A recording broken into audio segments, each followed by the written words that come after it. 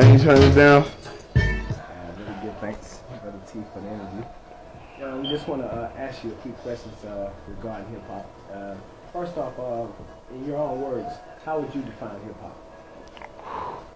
Hip hop, in the definition of T-Bag the Herbalist. For each individual, I believe hip hop is a fingerprint. It's different for each individual. So my definition of hip hop wouldn't necessarily cover the span of the next man's, but I believe hip hop is a generation of people that are spawned off of a culture from the motherland. Music has an impact on people, like when they say violence, like the violence in the community. You think it's directly related to the hip hop music, or you think it's you just can't tie the two together? You think it's yeah, you can tie them together. Tie them together, but I know it's a bunch of entertainment in there. I have them cats. You take their ass off that stage, man, it's gonna do nothing. It's an entertainment. That's naturally like anything else on TV. Blues, you got folks feeling the blues. You got folks feeling the Holy Ghost. You got folks feeling everything. Whatever you got the Grateful Dead doing anything that influences all them type of folks too. So you can't really single out one toward the other. But yeah, to answer that question, pretty much yeah. Well, some of your favorite artists, would you feel comfortable playing that music around your children or is it like a separation where certain music that you listen to, you don't listen to around, like say your mother or around your children or something like that? It's a difference. I think a lot of that music they play now on the radio belong on satellite or something, man.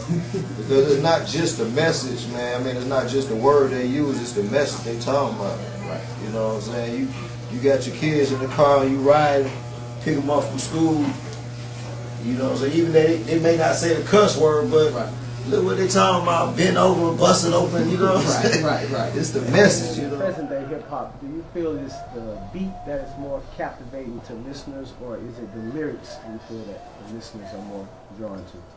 Well, it would just depend on the person and their swag, because, for some people, they get along, selling millions of records because their beats are just fly. Then you got some really good lyricists out there that are doing their thing that, maybe don't pick as good beats or whatever. But, I mean, it just depends on what the person is looking for. You got those people that really, they love hip-hop, but they're not really listening to lyrics. They want to hear a hot beat. And hip-hop gets them doing this all the time. So maybe for those, that's all they really concerned with.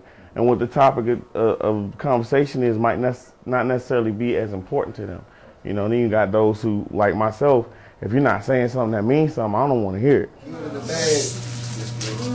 Like I'm not a fan of Soulja Boy, but I can appreciate his music, right? Because you know what I'm saying, he ain't talking about selling no dope, he ain't talking about shooting nobody, man. He was dancing and making kids dance, right? Having a good time. That right there is took the little hip hop back to where it used to be when we used to dance, Nowadays, you go to the club, man, they look like some gorillas, but when that song come on, they get to dancing. Laffy Taffy and that thing.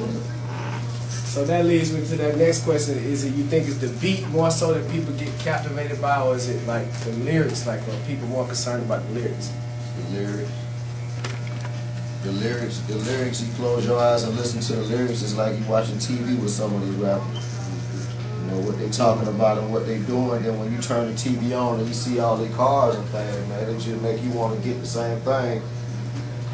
Even though half of it ain't theirs, you know what I'm saying? Already. We know. They fooling on young fool, but they not fooling us. That's what you get with bands and groups messing. So in that respect, you think the artist is a role model or should be a role model? Whether he want to be a artist, getting checked down on artists. It ain't talking that father. I'm dead serious. Whether he want to be a role model or not, man. He got that TV in front of thousands of millions of eyes, man. He a role model to somebody, man.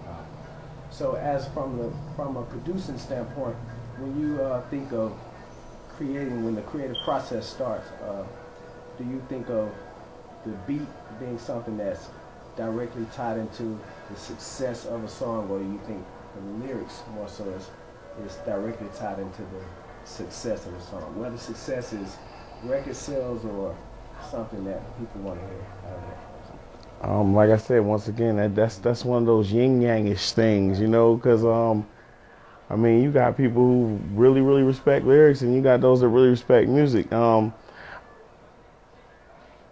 If I was a record company owner, I think I'd be more focused on the music as opposed to the lyrics, because I know that people have short attention spans, and they can pretty much, the music will get them hooked, and it's just a little harder to follow lyrics, especially when they come complex or what have you.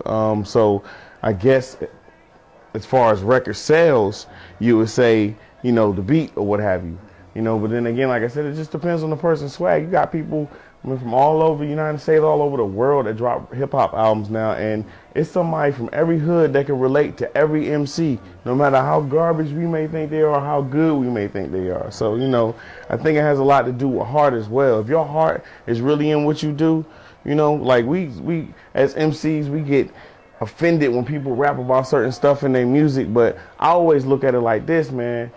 If that joker, you know, grew up in the mosque and that's what he rap about, that's what's up. If he grew up in the hood and his dad was selling drugs and that's what he know, then that's what's up. As long as at the end of the day he knows who he is and know where he came from, you know. So I mean, I try to take it where you gotta love the listener, man, because there's some people that's gonna listen to them lyrics, and there's some people gonna be captivated by the beats. But the job is to do both. You know, it's a gift that God has given us to be able to embrace people. It's a universal language, you know. So, you know, you gotta give them both. They got a big influence. They ain't no role model. So you They ain't showing no more black doctors and lawyers out here. That's why they want to be rappers and shit. You know what I'm saying? What you see? What did you get? Well, we got a black president now, so we got something to see a little bit. You know what I mean? Right, so it's all good. Yeah. I guess you could say a talented artist or not talented. Or is talent really what's being judged to put artists in, like on the top, so to speak? I don't know, man. I think it's the message that they listening for, the message they want to put out there. You know what I'm saying? Like I said earlier, man, he ain't said the B word enough, or he ain't called her brother nigga enough. You know what I'm saying? He might not get heard. It just seems that way, because everything on the radio now is about sex or some drugs. Drugs, you know what I'm saying? Or some liquor, you know what I'm saying? On some Patron. You know what I'm saying? That, like, go back to you riding down the street with your kids, man, that's what they talking about. I'm drunk off Patron in the club, and you know what I'm saying? I want to make love in the club, you know what I'm saying? Yeah, that's what sells the most. You know what I'm saying? Even though it's not hard to rap about something positive, but it's positive what they want us to hear. You know what I'm saying? Right. So you think the artists would sacrifice some good content just to sell some records? I don't know. They used to call them sellouts back in the day. Yeah. But I don't know what they call them now. They never called me a hater if I said it. I don't know. Speaking from that perspective, do you feel the record company plays any role in making sure that certain songs or certain albums don't make it to the forefront? While, like you said, certain artists can have great lyrics, but it may not be something that's pushed to the forefront. Do you think the record companies are picking certain groups that may not have content that may be something that's positive, or as opposed to artists who have positive content? I believe so. Yeah, I definitely believe so. You know, you got to keep some kind of order. You know, they run the company. If it's a whole bunch of people that know the truth, then that company is going to eventually fail, and then all these people are going to create their own company. So to avoid that from happening, sometimes you have to employ the ignorant. You know.